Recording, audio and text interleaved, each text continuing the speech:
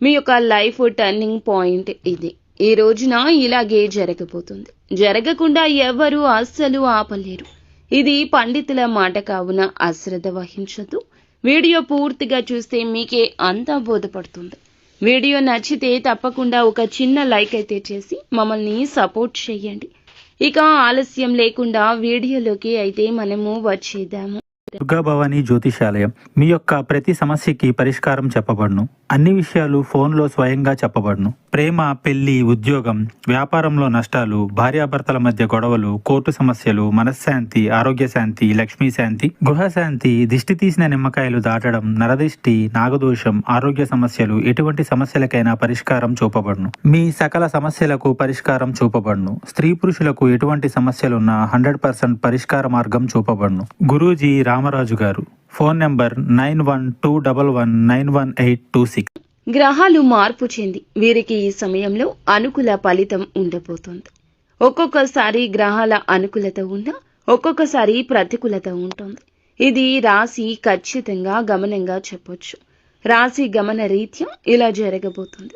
కావున అననుకూలంగా ఉన్నప్పుడు గ్రహాలను పూజిస్తే వీరికి ఉండే సమస్యలు 100% తొలగిపోతుంది.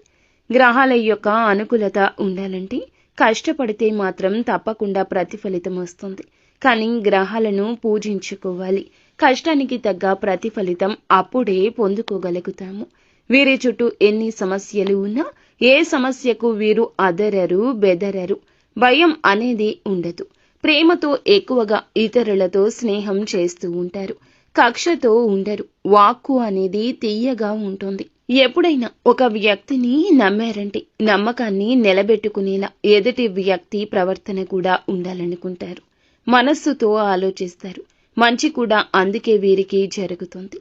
ఒక స్థాయిలో వీరి మంచి మనస్సు వీరిని నిలబెడుతుంది. వీరి చుట్టూ ఉండే దరిద్రాలు తొలగిస్తుంది. వీరిని ఎవరూ మోసం చేయకుండా కాపాడుతుంది. కల్మషం లేని మనసే ఇదంతా కారణంగా చెప్పొచ్చు. ఏదైనా వీరికి ఒక కోరిక ఉందంటే 100% కూడా తీర్చుకునేంత వరకు కూడా కష్టాన్ని భరిస్తారు. ఎదురు చూస్తూ కూర్చోరు. ఎంత కష్టమైనా కూడాను లొంగిపోయే ప్రసక్తి ఉండదు. ఆగిపోరు. గొప్ప వ్యక్తిత్వం. అసాధ్యాన్ని సుసాధ్యం చేసే వ్యక్తిత్వం. వీరి చిరాకు ఏదైనా ఇతరుల పైన చూపెట్టరు. సొంతంగానే కష్టపడుతూ నిర్ణయాలు తీసుకుంటూ ఉంటారు.